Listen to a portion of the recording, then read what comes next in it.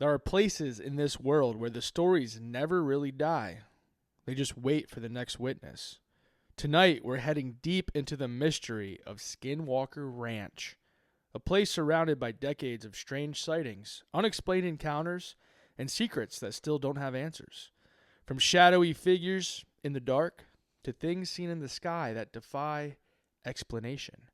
This ranch has become one of the most infamous paranormal hotspots on Earth. But the deeper you look into it, the stranger it gets. So turn the lights down, keep an open mind, and join us as we step into one of the most chilling mysteries in America. Kraken Cans Cast, raise it high. Cold beer stories under the sky. Cryptids crawling, ghosts in the grave. Something calling your name again. We don't run, we don't hide. We just take it in stride. One more round, one more side. What up, and welcome back. The Kraken Cans Podcast. The podcast where we crack open a cold one and dive into the weird, the haunted, and the straight up curse. I'm Mike, he's Corey, and we're taking y'all to Skinwalker Ranch. Yee! Probably the most well-known Skinwalker place in America, I would say. Hell yeah. Hell yeah. And I wanted to dig in this episode for a while, but I'm glad we kind of went through the episodes that we did, and we're kind of approaching our 2-year here very shortly, and I thought it was time to dig into this son of a bitch. That and episode 100. Yeah, They're that's both coming up. coming on. Yeah, that's coming Just quick.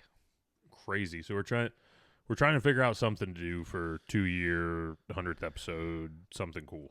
So we're working on that. Probably waited too long Yeah. to do the 100th episode, but we might be able to sneak something in for our 2-year. Hell yeah. Exciting times. But hey, if this is your first time with us, thanks for stopping by. You're going to get to listen to two doofuses talk about Skinwalker Ranch. We talk about paranormal stuff. We talk about cryptids. We talk about urban legends. We talk about it all. Spooky. And we get into it all with an ice-cold beer that we match with every episode. And if you like what you're listening to, stop, take a second, give us a 5-star review on whatever you're listening to us on. Make sure to hop over on YouTube and subscribe so you can watch the full video episodes of all our latest episodes. And make sure to tune in on Thursdays and catch our Thursday episodes that are coming out every single week. The first Thursday of the month, we're diving into interviews. The second and fourth Thursday, we're doing a small cryptid series, little mini-sodes that are quick, 15, 20 minutes. And the third Thursday, we're doing Kraken Current. We're doing current events going on in the paranormal and cryptid realm. So make sure to tune in for those. For the most part, they're going to be shorter, except for the interviews. They're going to be about an hour around there. But yeah, tune in, catch those. I think that we're having a lot of fun with them. Yep. We got a lot of big things planned for this year. Besides the Central PA Cryptid and Bigfoot and Cryptid Festival, we're going to be going to Ohio October 3rd for the Ohio Bigfoot Jamboree. Yep, that's hosted by Cryptids of the Corn. We're super stoked. Yeah, Justin and Jay, good dudes. Their podcast is awesome. I mean, awesome. So we're excited to be able to meet a lot of guys that we've talked to the past year or so, be able to meet them in person. Longer, we've talked to some of these people. Yeah. So we're excited. I know Chumming with the Spirits is going to be there. I know Cryptids and Cold Ones is going to be there. Obviously, Cryptids of the Corn is going to be there. There's going to be the Rustic Supply Company. They're going to be there. Yep. We're trying to get Ghost Gossip there. Yep. We're working. We'll hard pick her up on the drive. Yeah, we will. Mm-hmm. It's on the way. Yeah. We'll take a down south. Yeah, detour to South Carolina, pick her up, drive her up to Ohio. But you got to figure out her own way home. Yeah, We'll get her there. Our job will be done once we get her there. Yep. But yeah, so we're excited.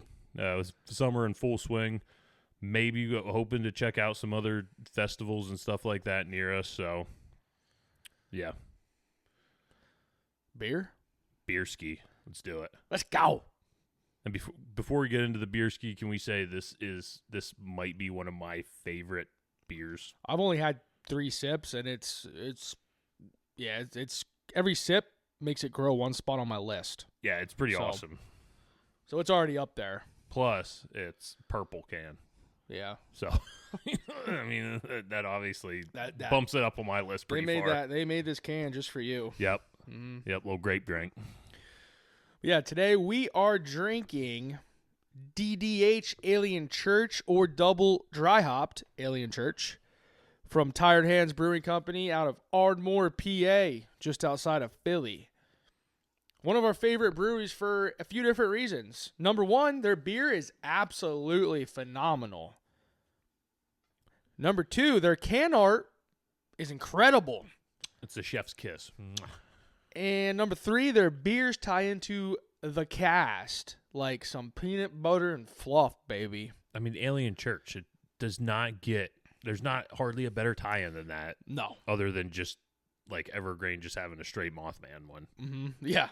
Yeah. Or like UFO. But besides like those ones, I mean, Alien Church it's probably one of the coolest named beers out there, period. Yeah. Went perfect with our Men in Black episode. Yep. I don't know. It is a perfect name. And that's what I was going to say, too. Like, you folks might be thinking, hey, didn't these guys do Alien Church with the Men in Black episode? We sure the F did. Yeah. Damn it. We did. We did. Your boys did tie in the regular Alien Church brew with the Men in Black. This, however, is not the regular Alien Church. Nah, we're not going to deny it. We're not going to deny that Alien Church has already been part of the cast. Yeah. This is something totally different, something from a whole different dimension. Different ingredients. This is the DDH double dry hopped Alien Church. Different ingredients, different pizza. Papa John's. Papa John's. Baby. Different concoction of greatness is what I got in my notes. Tired hands. Yeah. DDH Alien Church is the intensely amplified and totally fuzzed out iteration of our Reptoid Alien with photosynthesizing tongue oat IPA. This is right from their site. Damn. That's a mouthful. Yeah.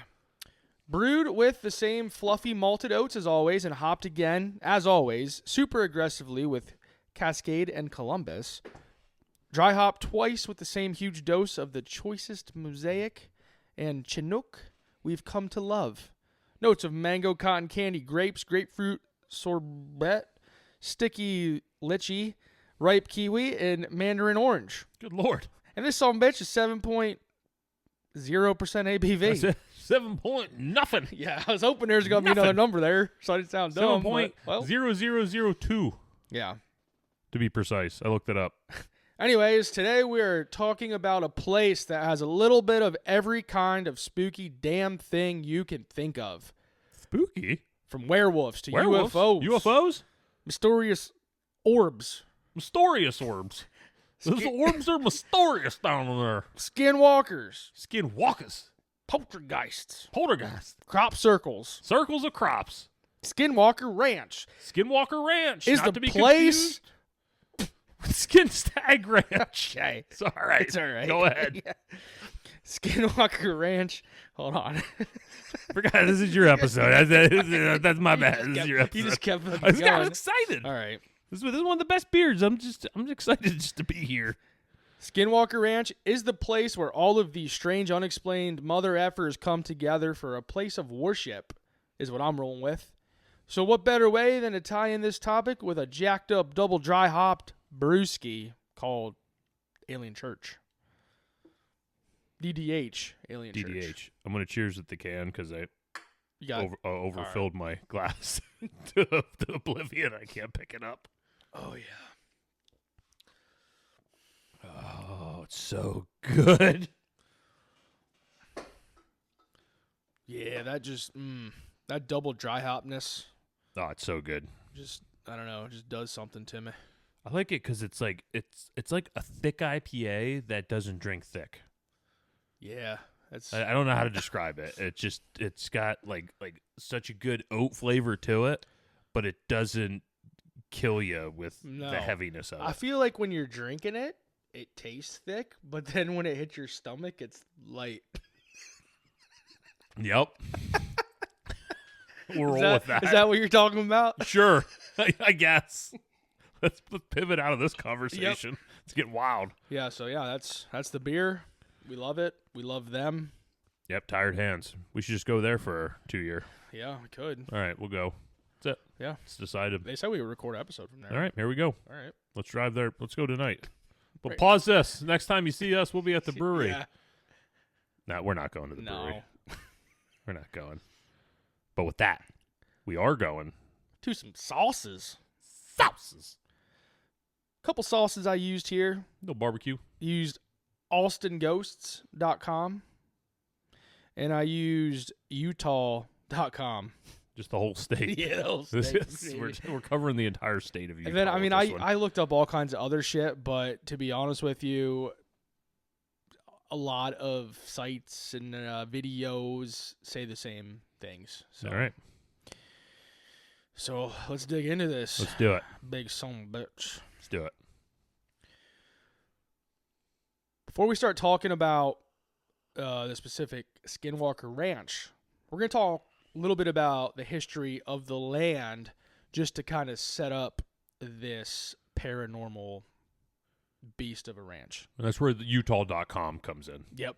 Thank you. Utah.com. Skinwalker Ranch, formerly Sherman Ranch or the Myers Ranch, we'll go over the reasons for that later, is located in the northwestern part of Utah in the Uinta Basin, just south of the Uinta Mountains. It's near the small town of Ballard, Utah, and about 150 miles east of Salt Lake City. Before Skinwalker Ranch became famous, the land already carried generations of history and legend tied to two different Native American tribes, the Ute and the Navajo. Navajo, it's like stuff that's Navajo related typically kind of gets kind of wild. Spooky. Oh, yeah. Yeah. There's a lot of weird curses and stuff tied to the Navajos. And understanding the difference between these tribes is important because over the years, a lot of the stories surrounding the ranch have been blended together. The Ute people were the original inhabitants of much of what is now northeastern Utah, including the Uinta Basin, where, like I said, Skinwalker Ranch is located. For generations, the basin was part of Ute territory, and many viewed the land as spiritually powerful and deeply connected to nature, survival, and the unseen world. The Navajo, on the other hand, traditionally lived farther south in areas that now stretch across Arizona, New Mexico, and parts of Utah. While the Navajo were not the primary tribe living on the ranch land itself, their folklore became connected to the area over time, especially through stories involving conflict between tribes and the spread of oral traditions across the region. One of the biggest pieces of folklore is the legend of the Skinwalker. In Navajo belief, a Skinwalker is not simply a ghost or creature. It's believed to be a person who uses dark spiritual practices and has the ability to shapeshift, often taking the form of animals. Even speaking about skinwalkers openly is considered taboo in many Navajo communities, which is part of why the legend carries so much fear and mystery. Do you follow that guy, I think it's Andrew Smith on Facebook? He just goes out into these areas and just does everything in his power to taunt skinwalkers. I don't know. I mean, I'm sure I came across this stuff before, Yeah, but I'm not. Like a new series he's doing, he's over in Iceland, and he's going after like the Icelandic giants Oh, really? to try and prove whether they're real, and just going like deep in the woods by himself. Always, like he's totally by himself in all these places, but like the rules like don't whistle in the woods. He just goes out and whistles his whole walk, and he has the Skinwalker whistle, you know, where you blow it and it sounds like the screams and stuff. Like I was thinking it sounds like the goat screams, Oh, yeah. you know, the online. Yeah. Wah! Yeah. It's like- but yeah, he'll just do all that by himself in the woods. Damn. I mean, that dude's got balls that clank. Yeah. That's crazy. That. I mean, even if you don't believe it, why? Yeah. That's his whole thing. I'm out here in Skinwalker Ranch to prove skinwalkers aren't real. Here we go. It's like, damn. Dude, he had one crazy one where there was in a like abandoned house that was known for skinwalkers. He was in the house. He heard a noise outside left and looked back, and you could see something moving past the windows in the house. You're by yourself out here. Yeah. I mean, the videos and stuff like that, it's like, yeah, okay, they're videos on YouTube, yeah. When you're out there by yourself at that time doing it, though, that's got to just scare the shit out of you. Love it. I should do that. Yeah. Want to go? I'll drop you off. Okay. I'll be like your safety net. Yeah. I need one. Like, you're in I'll trouble. tie a big string to me and hook it to your truck. And when I yank on it twice, you start driving. So you just pull me out of the woods. Yeah. Bouncing off every tree like a pinball going through. I'll be sleeping.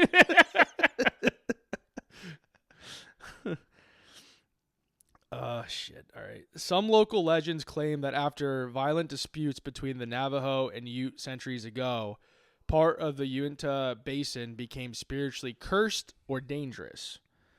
There's no historical evidence proving an actual curse was placed on the land, but the idea became deeply woven into the stories surrounding the ranch. So just stories passed down over the generations said that, some type of disagreement happened between the tribes, and ultimately the Navajo tribes sent skinwalkers to do their dirty work, which is kind of cool. Yeah. You know what the Skinwalker said then? I don't want to do your dirty work no more. So they claim this ranch because they're not doing people's dirty work. Not for free. Yeah. They need some meat. Need some meat, baby. They're like Arby's. Arby's. They got it. They need it. So when people talk about Skinwalker Ranch today, they're really talking about a place where two histories overlap. The Ute connection to the land itself and the Navajo legends that help shape the fear and mystery surrounding it. So that's a little bit about the history of the land. And I believe the Navajo tribe and stuff, it happened not necessarily this stuff didn't necessarily happen right on the ranch, but the land in the basin around the ranch, you know what I mean? So It was pretty close in proximity. Mm-hmm. And now it's got a little piece here on skinwalkers. One thing that separates skinwalkers from ghosts or spirits is that, according to Navajo legend, skinwalkers are not dead. They're believed to be living people, individuals who chose to follow a dark spiritual path in order to gain power. In traditional stories, becoming a skinwalker is said to involve forbidden rituals and the breaking of deeply sacred taboos. Some legends claim a person becomes a skinwalker after committing terrible acts as part of a dark ceremonial practices, allowing them to gain abilities tied to manipulation, shape-shifting, speed, or influence over animals and people. Because these beliefs are considered extremely serious in Navajo culture, many details are intentionally kept vague or are not openly discussed out of respect. The fear surrounding skinwalkers comes from the idea that they can move between the ordinary world and something darker, blending in as human while carrying abilities that feel unnatural. Stories often describe them appearing as coyotes, wolves, owls, or other animals, behaving in ways that seem disturbingly human. Other legends say they can imitate voices, create fear, or appear at the edge of someone's property, watching silently from the dark. Are they not allowed on the property unless they're invited?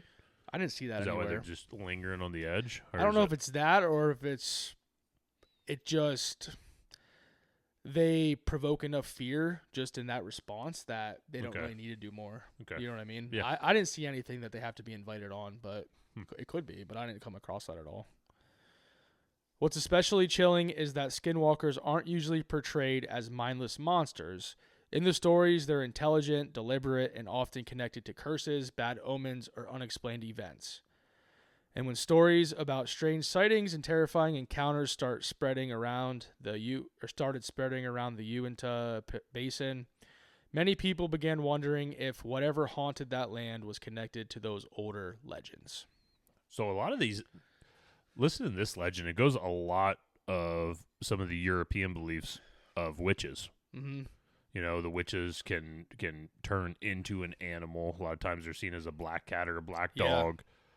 They have a connection to evil, which would obviously the Navajo weren't Christian per se or anything like that, but the Europeans thought that these people worshiped the devil. Mm-hmm. This is very similar, I see, in that kind of realm. Yeah, and a lot of other Native American tribes had, things like the Skinwalker. Like the Navajo had the Skinwalker, and like you said, witches and stuff like with us. And then there's like other Native American tribes had other type of, I don't know what you would say, monsters or stories of similar creatures. In a way, it validates it more in a way that these tribes that have never contacted each other over the years still have these same beliefs of these creatures, whether described slightly different. They're still something. Yeah, they're still similar enough where there's a tie-in together. Yeah. For show. On to Skinwalker Ranch. So Skinwalker Ranch covers 512 acres, though old reports indicated 480 acres, but I believe that was prior to some roads and other parcels of land being included into the numbers. But regardless, it's somewhere between 480 and 512 acres, which is large compared to a typical suburban property, but relatively modest compared to many western ranches. So this ranch is roughly about 1 mile long and less than a mile wide, depending on how you measure the boundaries. But to put that into perspective, many working cattle ranches in Utah are measured in thousands to 10,000s of acres. Like big ranches. Mm-hmm. So large ranching operations in the western U.S. can exceed 100,000 acres, especially when they include grazing leases on public land.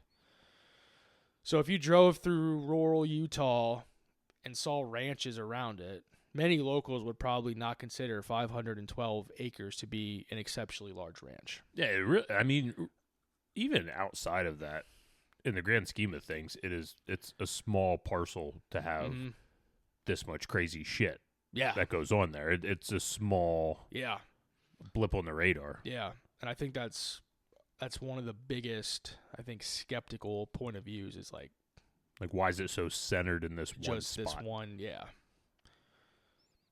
the ranch's fame comes much from the stories, books, documentaries, TV shows, particularly the series The Secret of Skinwalker Ranch, but physically it's a fairly manageable piece of land.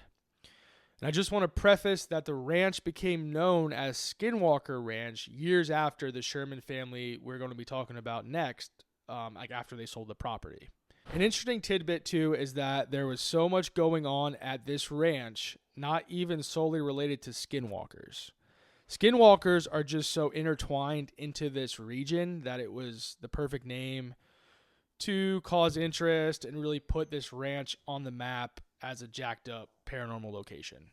So, skinwalkers really, they're kind of tied into this story, but there's so much other stuff going on that, they could really call this anything related to some type of spooky event and then ranch after it. Mm-hmm. But I know it draws people to it. Yeah, Skinwalker Ranch, the scariest. Yeah, anything they could. I know. Like, okay, Poltergeist Ranch, Yeah.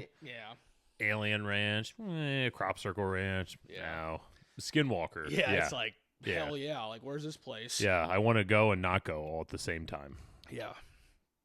Just like, that car crash you see down the road. You're driving down the highway, you see a car crash. You shouldn't look. But you bet your bottom dollar, I'm going to look. Why shouldn't I look? You might be traumatized. Takes more than that. Well, I've seen some things.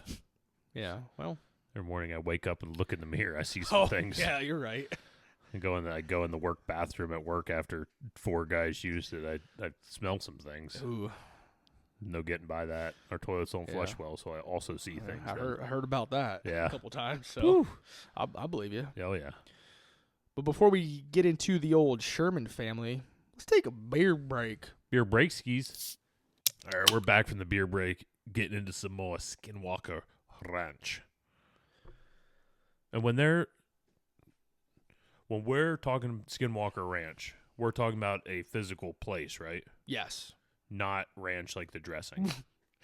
Yeah, physical place. They might have Okay. some ranch dressing there, though. That's what I figured. Yeah. That's what I figured. Yeah. Yep. You're just clarifying for the people, right? Yeah, for the people. For people. Okay. It's not the dressing. Yeah, not the dressing. Did you look that up though, right? Yeah, I had to double check. I just triple check actually because I saw some mixed sources. Okay. Yeah. On to the Sherman family. The Shermanators, The Sherman, as I like to call them. Yeah. In 1994, Terry and Gwen Sherman purchased the ranch from Kenneth and Edith Myers. What?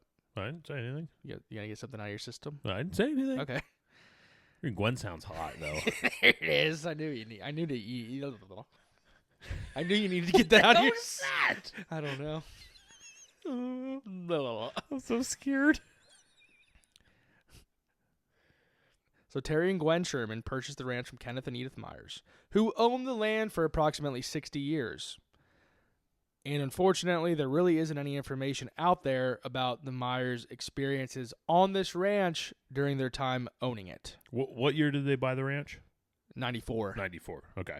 And then the Myers family had it for the previous 60 years. Okay. But unfortunately, there's not like jack shit out there about their time when they had the ranch. But there are some very strange aspects about certain pieces of the house and property that the Sherman family found bizarre, which we will get into. I would hope so. I feel like you need to specify that. I just kind of assumed you were going to talk about him. Terry and Gwen Sherman were experienced ranchers who were looking for a good piece of cattle property and a place to raise their 2 kids. I think they had a boy and a girl. Don't know ages, don't know names. That information wasn't out there. Terry and Jacqueline. Terry Jr.? Yeah. TJ. Yeah. And Jacqueline? Yeah. Okay. JJ. JJ? Yeah, Jacqueline Josephine. Oh, okay. I was like, wait a second. Don't be ridiculous. Yeah, that makes sense. Gwen was originally from the Uinta Basin area, and Terry moved to the region from Arizona when he was a teenager. Many sources say that the land wasn't being utilized for years prior to the Shermans purchasing the property, which made them really question why. Because ultimately, this piece of property was perfect for a small rancher who could not have asked for anything better. Well, I guess it would make sense in the way of these people just aging out of doing that kind of stuff, maybe. I was going to get into that, you son of a bitch. It's all right. You're one step ahead. I'm just going to say it again, though, when I get to it in my notes. Like a carpenter that makes stairs, baby, one step ahead. According to the Shermans, when they arrived at the property, the house itself was set up in a way they found incredibly strange. They reported finding heavy locks on the doors, some having locks on both sides, and I mean big padlocks and deadbolts. And it was on many doors throughout the house, which... So not just the exterior doors. Yeah, there were some interior Okay. ones too, from what I saw. Also had metal bars on some of the windows, and just, I mean, straight up security measures that seemed excessive for a remote cattle ranch. They also described chains attached around parts of the property, which they were told may have been used for large dogs, like to restrain large dogs. Whether there was a perfectly ordinary explanation or something more unusual behind any of this, the Shermans said they never received any answers. And I don't know what they paid for the ranch, but because I didn't really look into it, but I kind of got the feeling that they got a pretty good deal for this place too. Combined with the mystery of why the ranch had been sitting dormant in the first place, it became one of the first clues that made them wonder if there was more to this property than met the eye.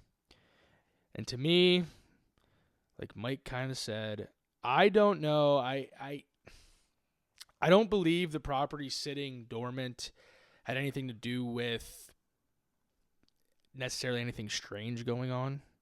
I feel the Myers family that lived there, they were just getting older and weren't able to take care of the property anymore, have cattle and all that stuff that most people would think this piece of land, this would be happening on this piece of land. So I kind of lean towards that. But a lot of people read into it and say like, whoa, like it's perfectly 500 acres of land just not being used. Like, must be something going on there. Yeah. But it could just be they're old. Yeah. Like, they did their business on there. Yeah. They're done. They're out of it. Yeah. The Shermans soon found out why the previous owners may have taken such drastic measures for protection. On one of their first nights living on the ranch, the Shermans were continuing to move stuff in and unloading their belongings when one of them looked out to the pasture where they had recently purchased and introduced cattle to the property. So they looked out and saw, Mike, want to take any guesses what they saw out at the pasture? As they're moving stuff into the house, and all of a sudden they look out and they see something at the pasture. They saw a spectral black dog. That's right. They saw a wolf. That was pretty close. Yeah, you were close. Yeah. Yeah, I'll give it to you. Black wolf. We'll go with that, sure. They saw a wolf. The family described the wolf as being much larger than a regular wolf, with some reports claiming it was 3 times the size. And instead of acting like a wild predator, the wolf apparently ran up to the family and let them pet it. Just your friendly neighborhood wolf. Yeah, I've witnessed that out in the wild before a couple of times or two. Have you? Oh, yeah. Yeah. How'd it turn out? Good. He walked away, and I went my way, and he went his other, and fast forward, and I heard a growl in my bathroom at 3 a.m. Totally unrelated. Yeah. Without warning, the massive wolf turned away from the family and started moving towards a nearby cattle pen. The Shermans watched as it approached one of the calves. Then, in an instant, the animal lunged. Chaos erupted. The wolf clamped its jaws onto the calf and began pulling as if it were trying to drag the animal straight through the fence. Moments earlier, it had behaved like a tame dog. Now it was acting like a powerful predator. Terry Sherman grabbed his gun. What happened next would become one of the most talked about stories in Skinwalker Ranch history. So before we get to the gun, Sure. I feel like it's not that crazy to have a domesticated dog, let you pet it, and then go attack a cow. Yeah. It's more like a primal instinct that's something, especially a calf. Yeah. Something that's 4-legged animal of prey. Mm-hmm. So I don't feel like this is like in this way. It's not super crazy yet. Yeah. No. Just, I mean, the thing that stands out to me is they're calling it a wolf. They're saying it looks 3 times the size of a wolf. So they're talking about a pretty significantly large animal. Well, the real question here is why the fuck did they pet this thing? I know that's where my question really lies. I know. Is what's happening there? Yeah. That is where the red flags go up. Yeah. Not the fact that is this giant creature. It's the fact that it came up to you and you just say, "Oh, come here," and they pet it under the chin, and they did that thing, like Make the his leg dads go? do that Make his thing. leg go? Well, yeah, but the dads do that thing where they rub the hips and then Oh, yeah. they give it a good slap on the Yeah. hips. That's what they did. Yeah. Yeah. That's what's strange. Yeah. That's the weird part of this whole thing. After the wolf latched onto the calf, Terry Sherman reportedly ran towards it and tried to scare it off. When that didn't work, he fired a handgun shot at close range. And according to him, the animal did not react in any obvious way. No collapse, no retreat, no clear sign of injury, nothing. It just stayed right there. It acted You're like talking something the size of a bear. Yeah. 3 times bigger than like a wolf. Yeah. Is a bear. Yeah, wolf's big. Were they petting a bear? It could have been. I mean, what is happening? I am never going to get over the fact that they just pet this thing and they didn't think that was weird at all. Yeah, I don't know. I'm never going to financially recover from this. Ever. The wolf continued trying to pull the calf through the fence. So Sherman, I guess I got to tell you what Sherman. Terry Sherman Terry. escalated and retrieved a rifle. So he went and got his rifle this time.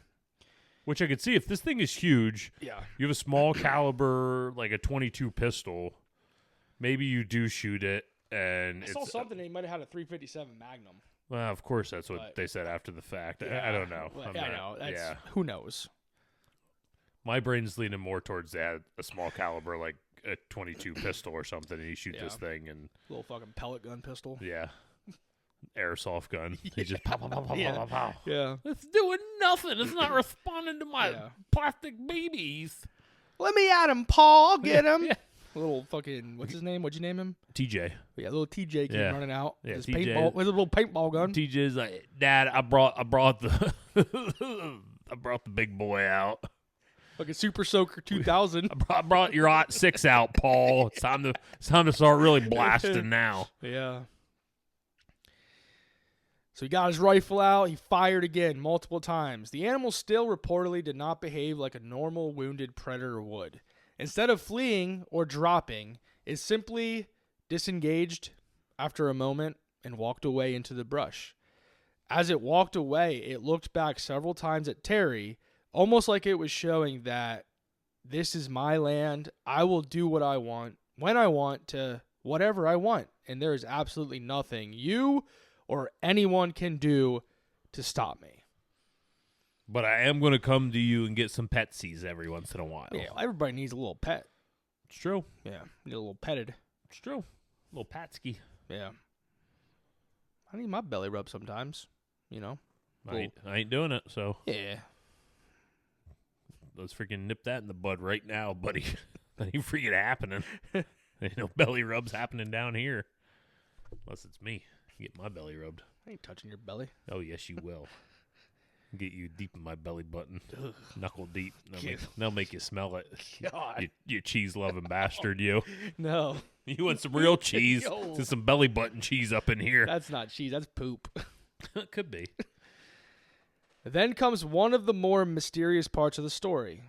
More mysterious than what we're Yeah, dealing yeah. with thus far? Okay.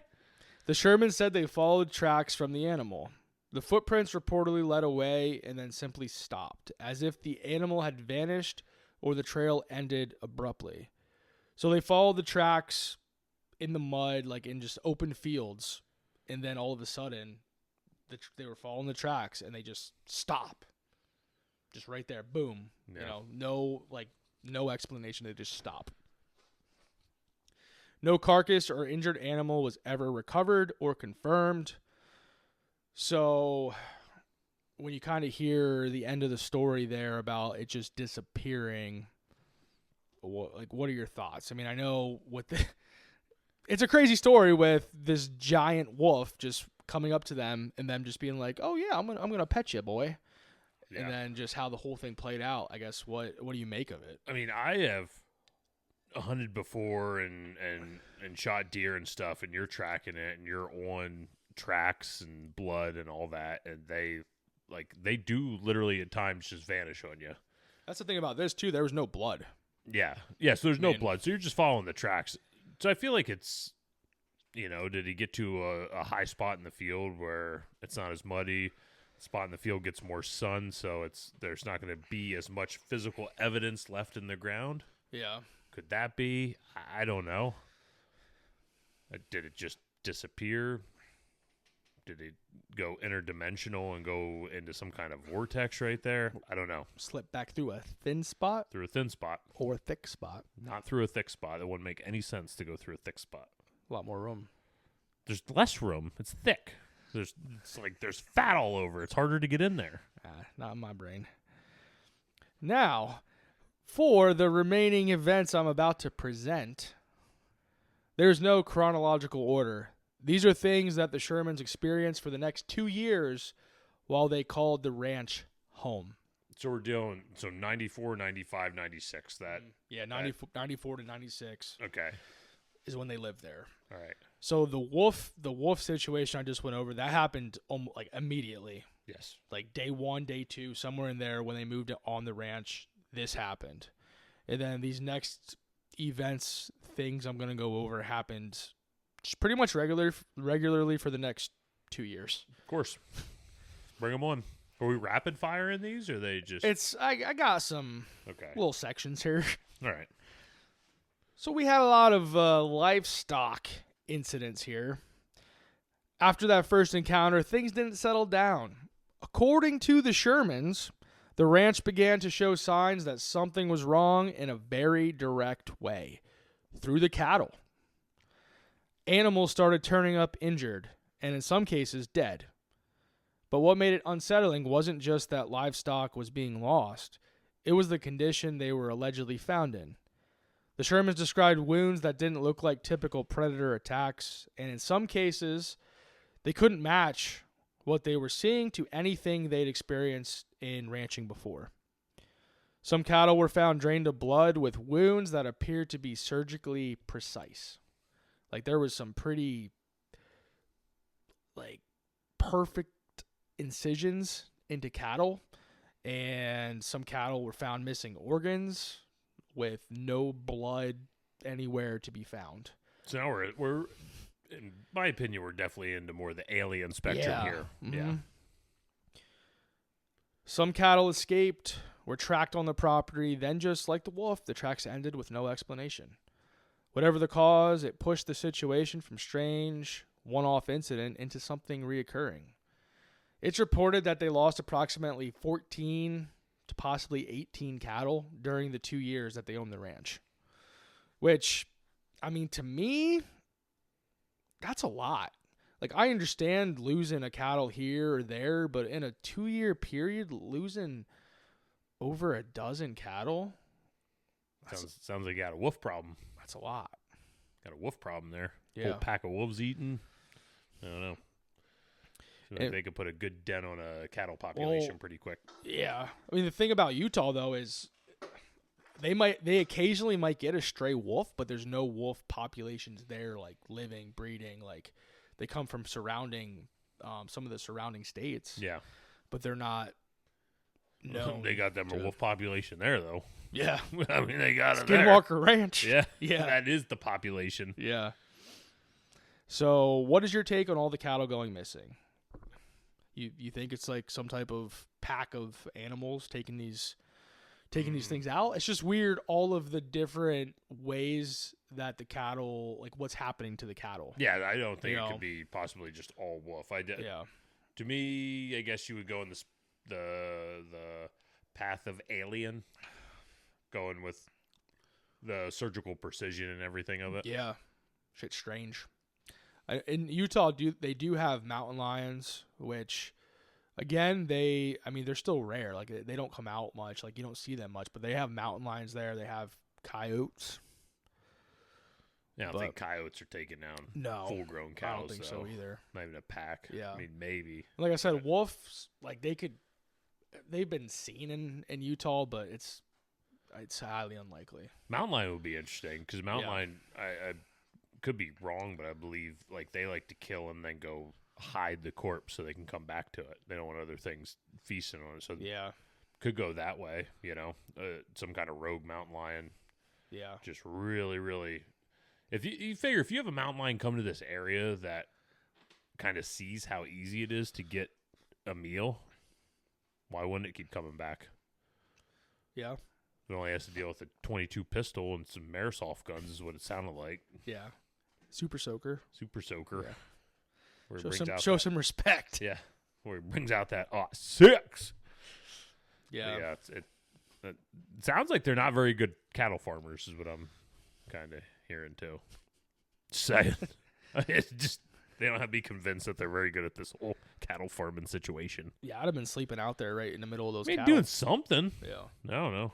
Getting some big-ass dogs there. Oh, we're getting the dogs. Okay. About time they got big-ass dogs there. So besides everything going on with the cattle, next we're going to get into some unexplained lights. I'll explain it. It's freaking aliens, man. Yeah. It's aliens, Paul. Paul, freaking aliens, TJ said to his dad as his dad shotgunned another bush. That's me. It's me talking about this whole family story here. You know about bush lights, or like he's out shooting a shotgun at no, a regular bush? Oh, okay. Shotgun and regular bush. Regular bush. He's yeah, a man. Not lights. Yeah. No. Yeah. He's Hell got yeah. the gut show. The Shermans reported seeing lights over and around the property, moving in ways that didn't match aircraft, vehicles, or anything they could identify. Sometimes they described them as distant and hovering, other times as fast-moving objects that would appear and disappear without warning. There was no clear pattern to when they showed up or why, and for a ranch that was already feeling unsettled, it added another layer of uncertainty, because now it wasn't just what was happening on the ground, it was what was happening above it. And then to go into the lights, it's in the same field, they started seeing orbs. On several occasions, the lights appeared as glowing orbs, blue, white, or orange spheres that seemed to move intelligently across the ranch. The family claimed the orbs could change direction abruptly, hover silently, and sometimes appear near livestock before unusual incidents occurred. So a lot of times they would see these orbs in certain areas of the ranch, and then the next day, like a calf or cattle or whatever in that area would be gone. A scout orb. Yeah. Which is out there scouting. Yep.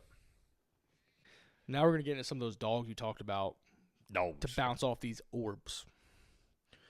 One evening, as the sun disappeared behind the Utah horizon, Terry Sherman stepped onto the porch of his ranch house and noticed something unusual in the distance.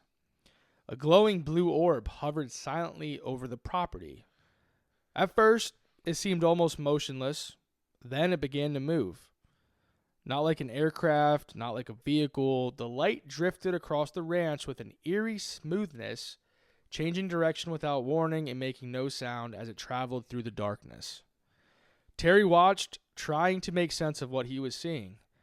Then he made a decision. He released his 3 dogs. What kind of dogs are you talking? Big ones. Go on. He released his 3 big dogs. His Chihuahua, his Pug, and his French Bulldog went after this thing through the field. His 3 poodles. Hey, poodles are big. Yeah, they're like fancy though. They ain't gonna go after orbs. Probably more than these little freaking Chihuahuas that you're telling me they're sending No. out there. You ever see a little fucking ankle biter? Yeah, they're ankle biters. Did you ever see? Yeah, but you ever see as soon as you like go like that to one of them, they just run away. Yeah, they're scared. Yeah. Freaking. Oh, poodle will get you. They're nippy. They'll nip you 4 or 5 times before you even know what happened. The animals immediately locked onto the glowing object. Fuck. I had to clear my throat. I'm sorry. You just kept going. I didn't want my throat clear in there, though. Or I won't mess up again. Yeah, right. It's like famous last words. You're on a streak here. You were going good for a while. I You're on a was. streak right I here. was. Let's get out of it. The animals immediately looked on. Oh, fuck. Dude, I fucked up so quick. No more from here on out. The dogs farted on. Ah, fuck.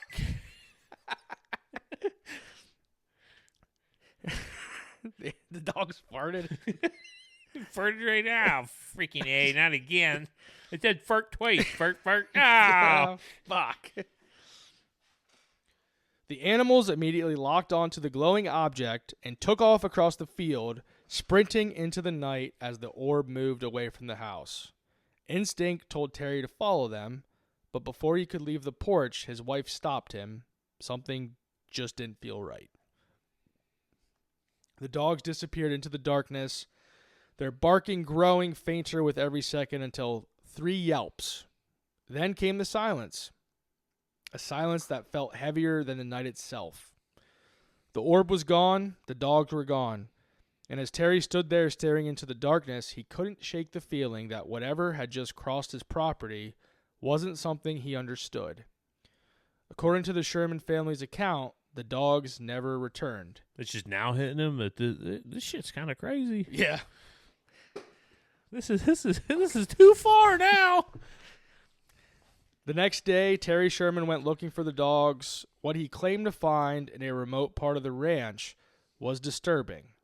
Remains that appeared badly damaged with injuries he couldn't explain and conditions that didn't look like a normal animal attack. I need him to explain them, though. Yeah. Injuries that can't be explained. I need you to explain them, though. Whatever had happened, it left more questions than answers. Freaking Terry. Terry just leaves me more questions than answers. All right, so this one was kind of interesting. I saw this one report. Actually, I saw this a couple times where he went out looking for these dogs, and he was out in the ranch and he saw 3 black marks in the ground with like a pile of ash on it. Mm-hmm. And that's what he suspects to be the dogs. That you just got like incinerated. Yeah. By something. Well, you just can't even describe that. Terry, take notes, man. But do something. I mean, there was other reports where it was just like a bloody massacre of shit everywhere. Yeah. I mean, there's so many different things that I saw of what happened to these dogs. I mean, regardless, something happened to the dogs. Yeah, they're freaking 3 chihuahuas on a spit over a fire after a while. Yeah. Over time, the Shermans also described something more subjective, but arguably more disturbing. A feeling that they weren't alone. Not just wildlife, not just neighbors, but something that seemed aware of them. They reported moments where animals on the ranch would behave unusually, refusing to enter certain areas or reacting if something unseen was present. And in interviews and retellings, that sense of being observed became a reoccurring theme. Not a single event, but an atmosphere that followed them. Other accounts say that on the ranch that they would hear voices in other languages talking around them and laughing. And then I saw this. These ones weren't necessarily verified reports, but I saw them come up so much. So it's really hard with this whole case because over time, you know how things change and evolve. Exaggerated a lot. Exaggerated. Yeah. So I don't know how much of this is exaggerated, how much of this is real, but I mean, it makes for a good episode. It does. Let's get into the crazy shit. But I guess Gwen was in the house one night and she saw this 7-foot shadow figure in the house. I guess this figure was like sitting. I think it was sitting down. And she like got closer, and it stands up, and it's like this 7-foot tall. Honestly, with the way the story's going, that's if I saw that, I'd be like, "Whoo!" It's just a shadow figure. Thank you. Wow. Yeah, thank you. I thought that was going to be a lot worse than where we're at. Thank you. Yeah, no kidding. Jeez. I saw other things where belongings were being moved around the house or found in different spots. Like, say they were missing their keys. They'd find them like in the freezer. Yeah. Or I don't remember what I was listening to, but I heard that the one day Gwen came home with groceries, put them all away, like left the room, came back, they were all back in the bags again, dude. I'd be like, you know what? You mess with my cattle. You've killed my dogs, but the line's drawn right here. Yeah, that's what I'm thinking. Like, dude. come out and fight like a man right now. Yeah. I would slide my kitchen table to the side so we have an open room, and it's like, buddy, let's go right now. I don't give a crap. 7-foot shadow, man, let's go. Yeah, dude, because my veins were popping carrying all those bags in. Yeah, you're freaking You know right. what I'm saying? Like one trip. One trip. Oh, yeah, of course. Everybody knows the rules. Oh, yeah. Yeah. Remember, I like seeing the things online when you're a kid. And your mom yells out to you, come help with the groceries, and you walk out with like one high heel and a slipper on that neither of them are yours, but they're the 2 closest shoes to go carry groceries in. Yeah. Eventually, all of this accumulated. Whatever the cause, the ranch stopped feeling like a place they could comfortably operate. The Shermans would later say that the combination of repeated livestock losses, unexplained sightings, and the general sense of unease made it impossible to continue as normal. And after roughly 2 years on the property, they made the decision to leave. In 1996, the ranch was sold, ending their time there, but beginning the larger mystery that would follow the property long after they were gone. And I do have on here, I'm not going to go through all this because, quite frankly, I don't really care too much about all this. Like, the meat and potatoes is the Sherman family and all their stuff. So basically, they sold the house, the whole ranch, to billionaire businessman Robert Bigelow. Owner of Bigelow's Dimmadome. who brought it under the control of a private research organization. So this dude was like a big UFO freaking researcher, extravagant mother effer. Okay. This rich mother effer into UFOs, basically. So the goal was simple: measure everything and see if the reports could be verified. So for the first time, the property wasn't being described through family stories or ranching experiences. It was being monitored. Cameras were installed, sensors were deployed, security teams were put into place. And really there wasn't too much data and evidence that came out from this guy, or at least that was made public from what I saw. And then fast forward to 2016, the ranch changed hands again, purchased by businessman Brandon Fugel. But unlike earlier periods, this ownership came with something new: public visibility. Under Fugel, the ranch became the focus of a coordinated investigative effort, bringing in researchers, equipment, media production, and they created the television series, The Secret of Skinwalker Ranch. And I do wonder, when stuff like this happens and all of a sudden you bring the cameras and the spotlight and all these things into an area, do you just kill this area? Yeah. That's kind of what I think, too. Yeah. It seems like it would just, the skinwalkers there to feed off of the fear, off the cattle, whether there's a thin spot, interdimensional, some kind of magnetic field there, whatever it is, it's there to F with this family, but essentially not be seen. And now all of a sudden you're bringing all these cameras in. It's just going to move on. I was also thinking, too, like, I know we don't know much about the Myers family that lived there before the Shermans, but maybe, I know a lot of times when we talk about hauntings, we bring up like the perfect concoction. Yeah. As people bring different energy and stuff. Maybe the Myers family didn't bring this energy that brought on all this stuff. And then as soon as the Shermans moved in, they had the perfect concoction that matched this land, and it just brought out all of this stuff. And then, once they left, it could have all just died then too. But I agree what you're saying with bringing in the cameras and the reality TV and all this stuff. It just makes everything go dormant. And we don't know anything about the Myers family. The Myers family could have totally knew everything that was going on. They could have made some kind of pact with whatever this was there. They could have gave sacrifices and all that to the skinwalkers, the aliens, the whatever is there, and lived peacefully coinciding with them on this land. And that's why this black dog showed up that day, one of the first days that they were there, and kind of investigated. And when it came there, it let them pet it. It went to take this cattle. It was shot at from taking this cattle, which normally it would come here, see the family, take its offering, and go. This could have who knows? This could have just been, you didn't give it its offering, and now there's the shitstorm coming. Done. The shitstorm is a coming. Yeah. But I know we really didn't talk about it too. Like, with the Myers family and just how the house was when they moved in, with like the locks and the bars on the windows and like the big dog like chains tied to the side of the, like, it makes you think that something was going on there. Something was going on. And and even if they were making some kind of, I guess you could say, like a deal with the devil, or however you want to word it, a deal with the skinwalkers or whatever, if they were making that deal, you still only feel a certain sense of security, because what if you don't offer enough? You still want to have your house locked up.